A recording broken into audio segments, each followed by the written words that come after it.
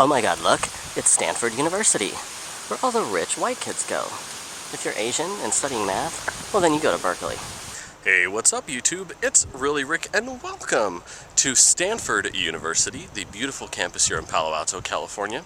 You may be wondering, Rick, what are you doing here on this campus full of college students? Well, the fact of the matter is I was invited to a gay frat party this weekend by someone who is a fan of the ReallyRick show.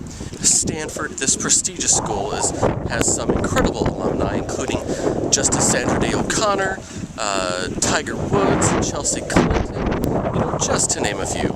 But there's one little-known alumni that you may not have heard of, who holds a special place in my heart, and that is Danny Pintaro. Danny Pintaro was the co-star of a little well-known show back in the 80s called Who's the Boss? This is what he looked like, and wasn't he just absolutely the cutest? This very campus where I met Mr. Danny Pintaro and had sex with my first celebrity. Now, this was, of course, back when I was about 20 years old and I had a fine body.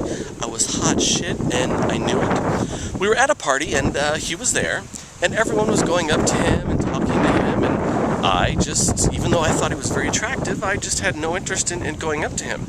So about an hour or so into the party, he comes up to me, and why haven't you introduced yourself to me?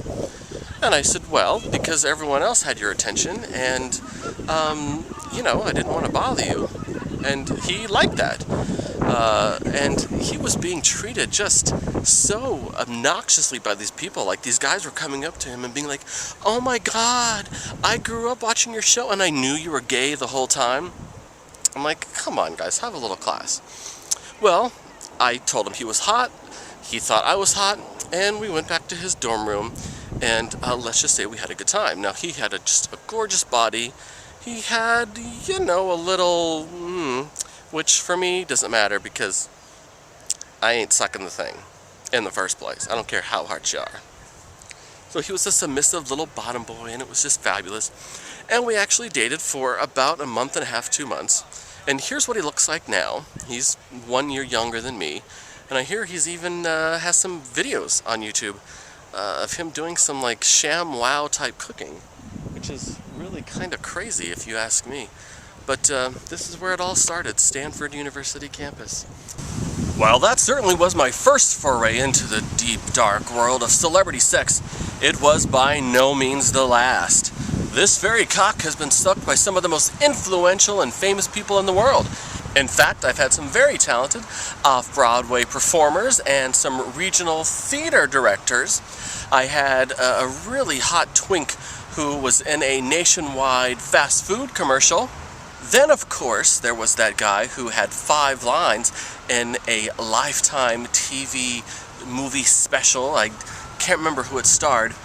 And, of course, I have had my pick of some D-list celebrity reality TV show stars. And I just found out that one of them was just on the TV show Celebrity Drag Race by RuPaul. So my point of this video is that celebrities are just normal people like everybody else. If you are easy and willing to put out, you can sleep with almost anybody you want who's famous. Now, of course, I only speak from the homosexual perspective. I don't know how it works in the straight world. I would assume that you straight guys are pretty much shit out of luck. And as terms of girls, if you're pretty, it's really not that hard to get a rapper or an NFL star to send you naked pictures of their wing-wang. So yeah, I've had a really good life with celebrity sexes. I wish only there would have been a sex tape. Not so I could have released it and made a whole bunch of money, but just because my body was so slim and hot back then, that it would have been nice to, be able to watch me have sex with someone equally as hot.